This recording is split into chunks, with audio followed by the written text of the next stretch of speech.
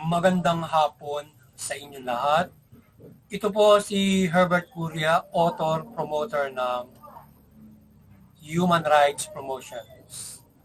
Ang boses ng Human Rights Promotion sa malayang demokrasyang ito kakibat ang ating pananalig sa ating banal na Panginoon Diyos, banal na Panginoon Kristo, at gabayan ng kaliwanagan ni Banal na Santa Maria mula sa isyong ating nakalap at babantay sa mabuting pamamahala, patas na hustisya at karapatang pantao. Ay hinggil sa issue ng Congressman Libiste claims on 2026 budget, insertions, etc., etc. We voice investigations on Congressman Libiste allegations. Yan.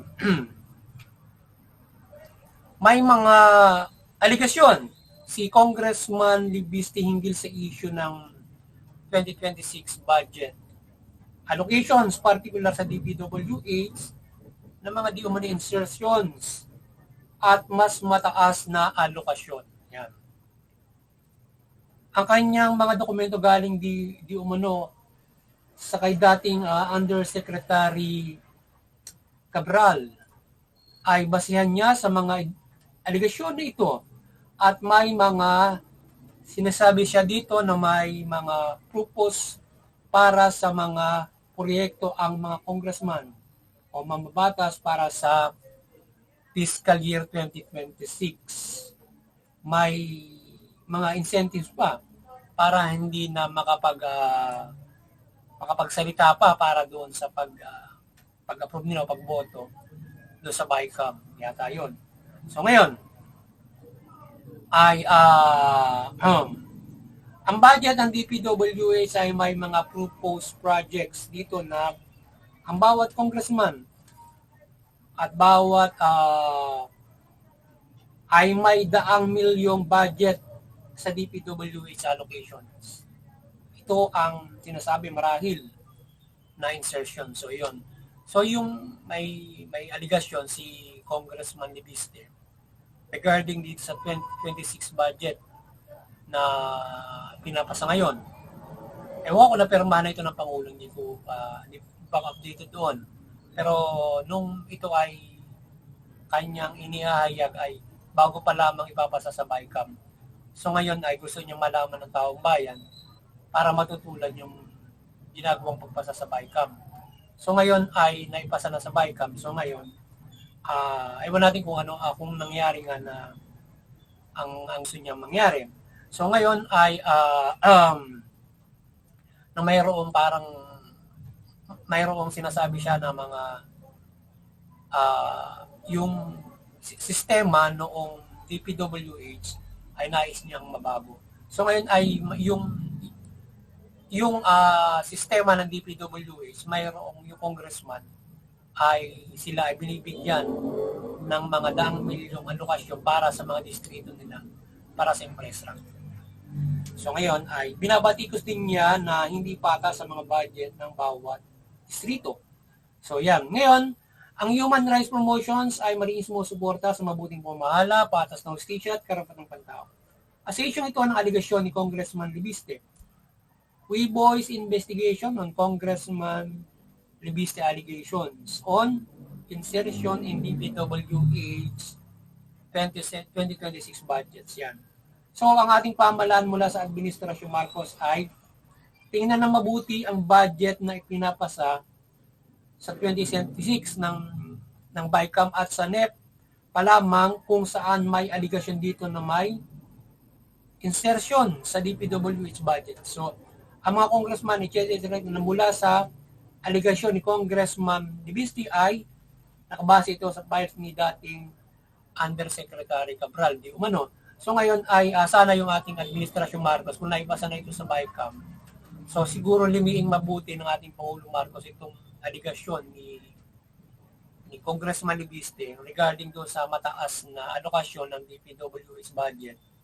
Pagkatapos ay yung mga congressman ay mayroong mga budget sila para sa kanilang mga distrito para sa infrastructure. So ngayon, ito ngayon yung ating boses dito. So itong allegation niya na may 150 million infrastructure budget per congressman at 160 million infrastructure budget for party list, congressman, etc.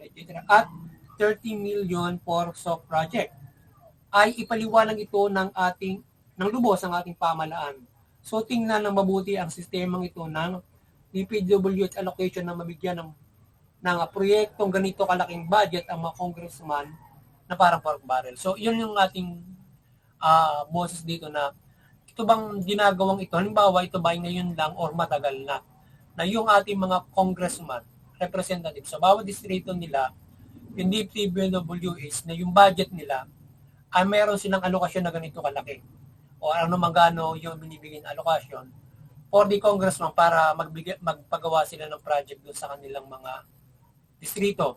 So yung ba ay constitutional na sa batas para mabigyan ng DPWH ng ganong klaseng budget yung mga congressman. So yun yung ating boses doon sa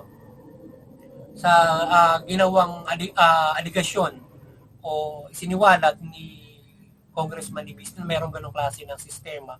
Ang DPWH nagbibigay sila ng budget para doon sa mga congressman at ang sinasabi nagpo-propose pa sila bago ipasa doon sa NEP pa yun. Sa NEP pa yun, ha? Ibig bago pa ipasa sa NEP, ay nagpo-propose na sila doon sa DPWH, ipapasa sa NEP, tapos kapag nakalusot sa NEP yun, pupunta sa BICAM. Ngayon, doon sa NEP pa lamang ay may, kumbaga meron mga silang incentives na binibigay. Para kapag dating sa BICAM, pag nagbotohan, sarado na yung bibig mo, papayag ka na ron. So ngayon ay, kung ganon ay, maaring nalusutan na naman o nalulusutan yung administrasyon for that kind na ginagawa ng administrasyon. Kung ito ay illegal o ito hindi dapat o ito insertions. Ngayon, ipaliwanag mabuti ng ating administrasyon o sino mang o pwede mo paliwanag sa Kongreso or Senado o sino mang ahensya na maaaring makapagpaliwanag dyan na legal o maybe ang ating mga kababayan na expert dyan sa batas na yan na legal ba na mayroong ganong klase na budget na i-allocate yung DPWH for every congressman, 150 million, 160. So dapat ba? Ano ba yung mandato ng ating congressman?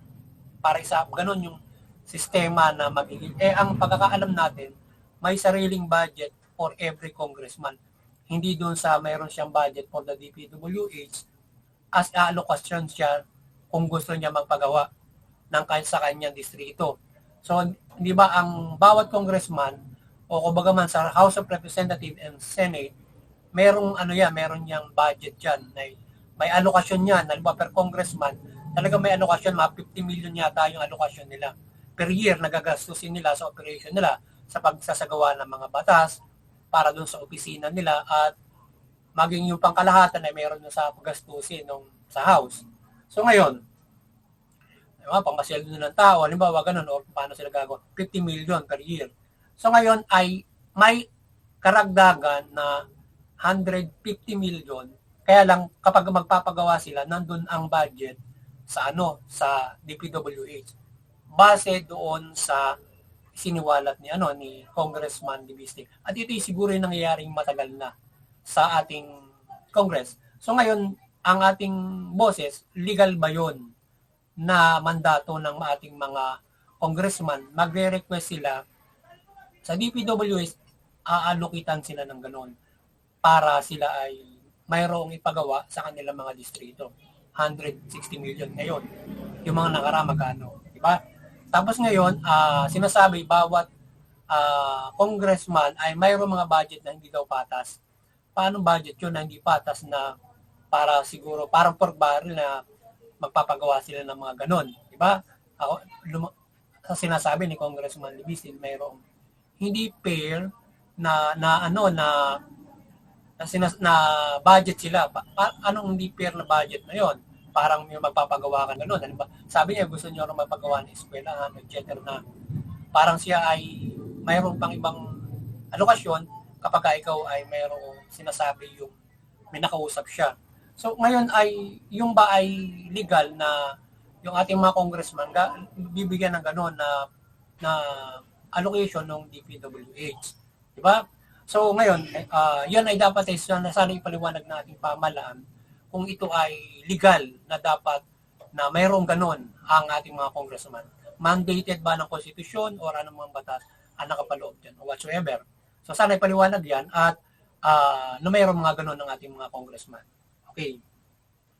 At ito ay hindi ba sa insertions. Kasi kung ganon, kung halimbawa ito ay legal na mayroong ganon na pwede silang mag-request para sa kanilang distrito, ang ating boses dyan ay itigil yon, i-change. Hindi dapat mayroong ganong klase na mga budget ng mga congressman. Kasi ang congressman, ang mga senador, ang trabaho nila magsagawa ng batas. Doon sila bibigyan ng budget. Hindi magpagawa ng kalye, kalsada, ganon. Kasi sa iba dapat yan. It is exclusive for the national DPWH at para doon sa mga halimbawa mayor and gobernador. So mamaya, ipapaliwanag ko ng gusto. So ngayon, yung ating congressman ay may mga 50 milyon din ang yearly budget nito, no?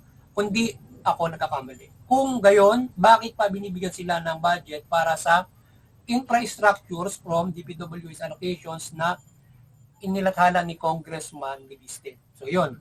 So itong sistemang ito ng budget na yan ay parang pork barrel, di ba? So pork barrel o itong sinasabing insertions ng congressman at maaaring iba't ibang corrupt na isinasama sa budget ng DPWH at ipapasa nila sa net budget ng ating presidente. Then, kung ganyan na may aligasyon ay nalusutan na naman ang ating NEP ng mga proposal ng DPWH, maybe other agency.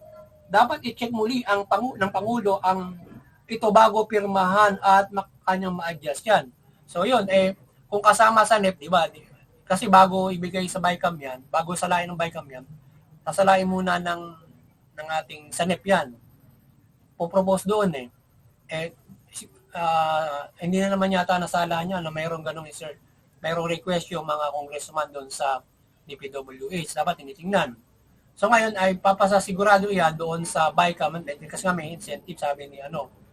So ngayon ay legal ba yon? Kaya ngayon natin natanong, boses natin, legal ba yon na magkaroon ng ganun yung mga congressman o even senador na magre-request sila na ganun. Ngayon, hindi na, sa tingin ko, hindi na trabaho. Ngayon, kung gano'n na naging sistema na po pwede, dapat babaguhin yon.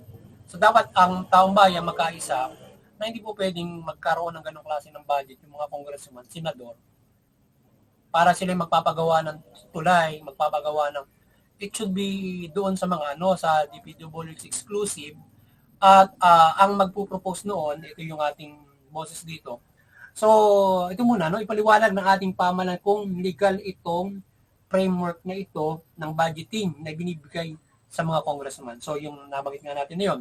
So, ang ating boses dito ay hindi dapat mag-allocate ang DPWH ng mga infrastructure budget per congressman o district at kagaya ng flood control para magamit nila ito sa korupsyon lamang at hindi sa makatotohanan na proyekto.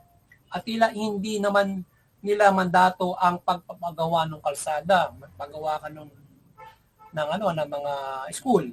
So kundi ang gumagawa lamang ng batas kung kaya sapat na ang edukasyon na pondo ng bayan para sa congressman mismo. So, yung ating mga congressman, bakit natin ang batas ang ginagawa nila, hindi magpagawa ng kalsada, di ba?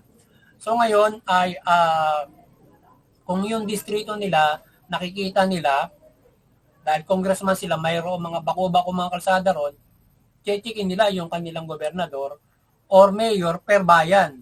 Putak sa bayan mo, bako-bako yung daan doon, mayor ang checkin mo.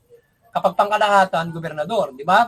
So ngayon ay yung mga infrastructure ng bawat distrito ay dapat sa lokal na pamahalaan mula mayor and governor na siyang dapat magsumiti ng infrastructure proposals in DPWH base sa pangangailangan ng bawat bayan, cities, districts, or provinces.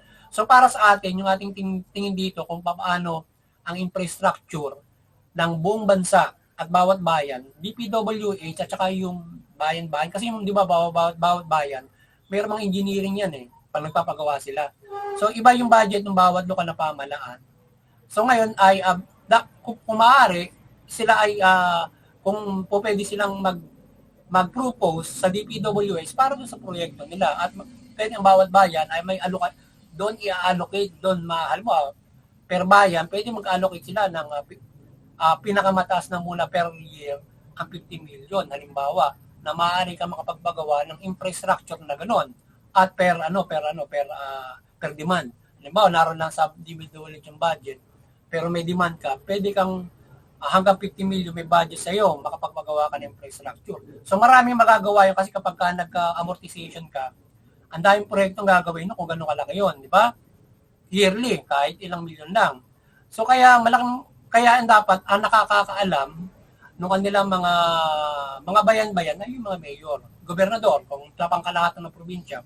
So yung ating mga congressman, check-in na lang nila kung bako-bako yung kalsada, pukpukin nila yung gobernador at saka yung mga mayor kung bakit gano'n, di ba?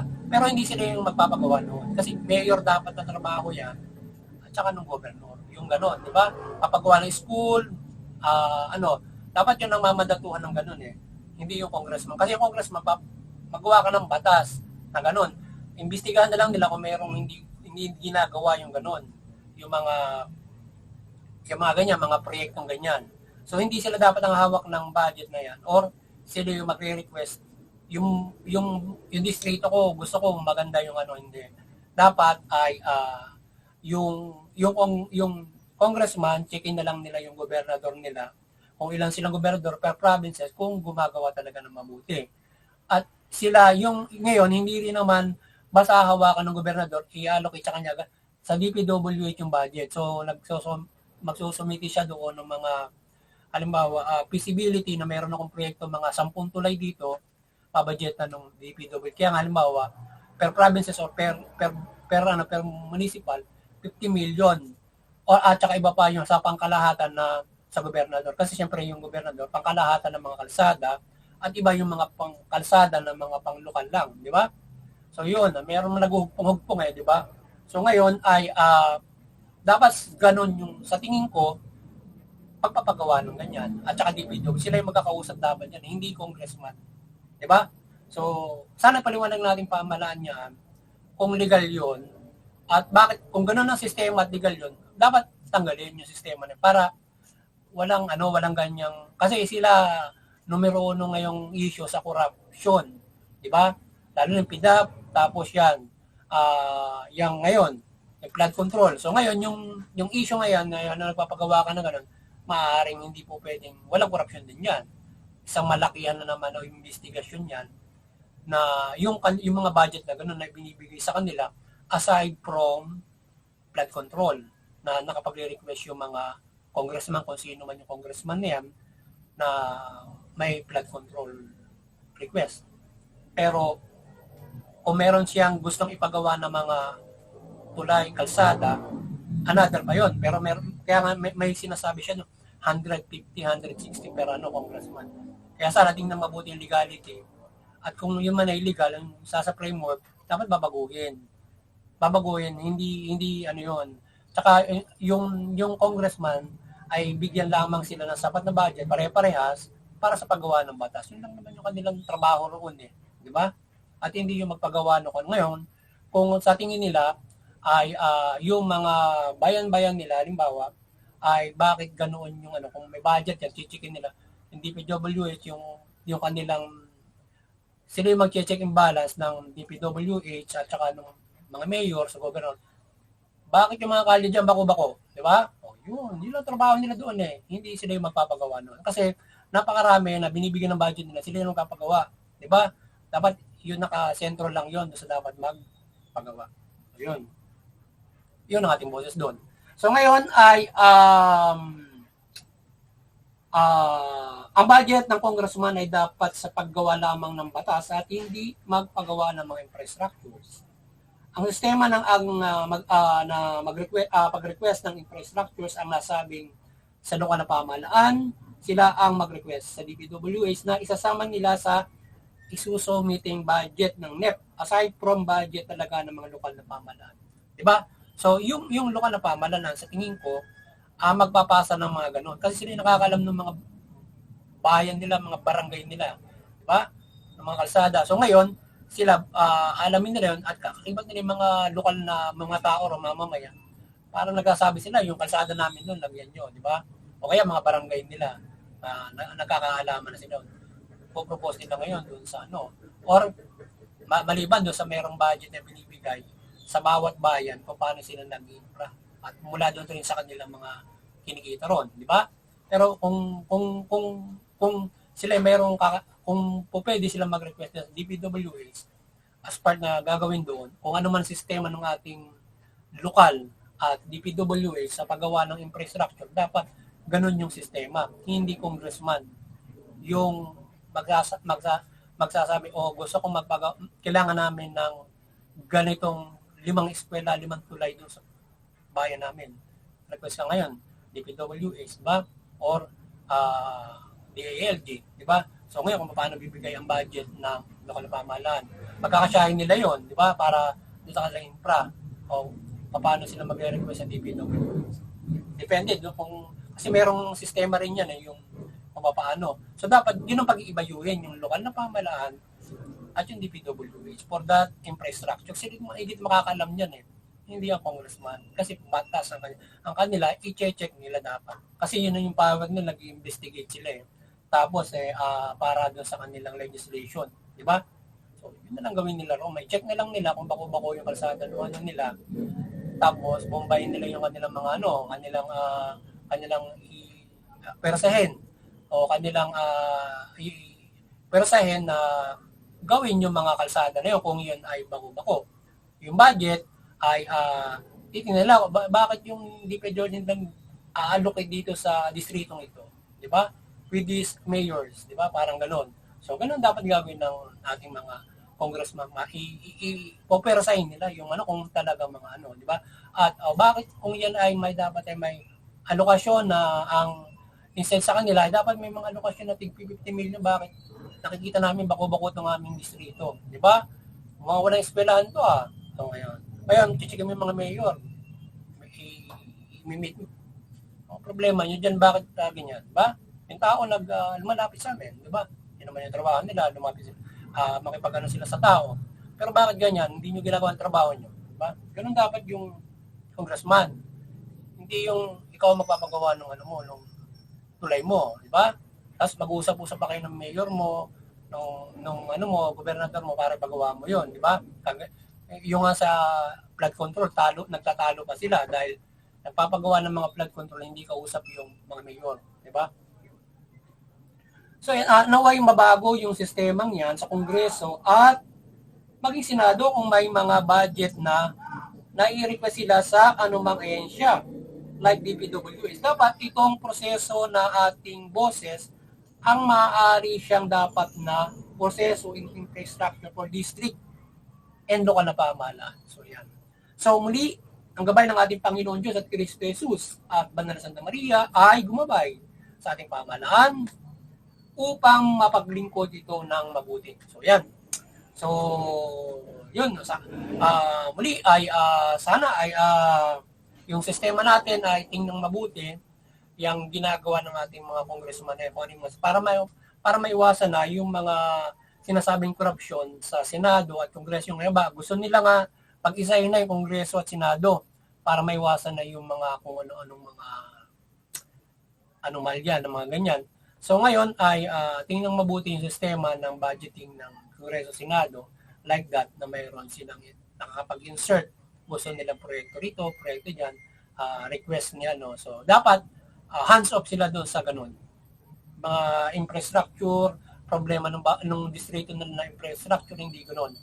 Dapat ay i-check and balance nila yung mga congressman, yung budget noon, kung paano yung mga mayor kung paano nagpapagawa at or gagawa sila ng mga batas, dapat yung instead na aligasyon sa kanila, yun ay dapat ay nakabudget sa bawat mayor or bawat gobernador. Checkin na lang nila kung ginawa nila yung mga ganun, kung makakita sila may report sa kanila na ay hindi naman nagagawa po. Yun. Kanilang i-operasahin o kanilang ano yung mga mayor, mga gobernador kung bakit hindi na ginagawa. Kasuhan nila, imbestigahan nila doon sa Kongreso, kaba? Kaya bakit ang laki ng budget mo hindi mo ginagawa yan? Kasi, di ba? Trabaho naman nila yun eh. Kaya lang, hindi yung sila yung magpapagawa. So, yun. Kasi parang yung sinasabi nga na iba, paano nila yun eh, parang dagdag ano nila yun para sila ay bumango doon sa mga tao kapag sila ay nagpo-proyekto. Di ba? Hindi dapat mali yun. Kasi dapat mag-concentrate sila dun sa batas. Sa ganun. So ngayon, at sila ay magiging kaakibat pa rin nung kaunlaran ng bayan nila, hindi lang magpasa ng batas, dahil na-check nila yung mga yung mga ginagawa ng mga mayor at ginagawa ng mga kongres ng gobernador nila, ginagawa ng DILG at ng DPWH. Doon naglalaro yung infrastructure para diyan. Kaya lang yung hindi lang diyan kasi ang budget ng mga paggawa kahit yung DPWH meron din project yata yan kung paano nagpapagawa din yan, di ba? Meron din sakop yan. Yung DepEd meron din, yung DOH meron din, sila din nagpapagawa ng may budget sila para sa hospital. DPWH is school, di ba? Naging additional ngayon kapag mayroong budget yung dapat nakakonsentrate tayo sa ganon kung per department sila magpapagawa ng ganon aside from infrastructure kung paano usapin pag DepEd papagawa ka ng eskwelahan in connection with DPWH para mga ganon, di ba? Or paano yan, di ba? So yun. Sana at saka bilang local pamahalaan. So muli maliwanagan ng Banal na Santa Maria ang sambayan ng Pilipino mula pamahalaan at mamamayang Pilipino. Yung pamahalaan ng mabuti. Tugunin yung karapatang pantao, patas ng hustisya. At yung ating mga nasa pamahalaan, iwasan yung mga abuso, paglabag sa karapatang pantao at opresyon. Yan, katiwalian. At yung bagas magkaroon ng mabuting pamamahala, yung atin namang mamamayan, iwasan yung paglabag sa batas, paglaban sa pamahalaan. Suportahan yung human rights, pagpapairal ng human rights, patas ng hustisya at mabuting pamahalaan. Sabi mga pumumuhay tayo ng maunlad, mapayapa. Hindi sa lahat, makakapananampalataya tayo ng dugo sa ating banal na Panginoon sa mga Panginoon sa Kristo. Yan. At magkaroon tayo ng kaligtasang spiritual. So yun, magandang hapon sa inyo lahat. Sana ay nakapagsabuhay sa naman. Ang Human Rights Promotion Saling yung hinggil dito sa isyong ito ng aligasyon ni Congressman Libiste hinggil dyan sa mga insertions, yung mga budget. Magandang hapon sa inyo lahat at God bless you.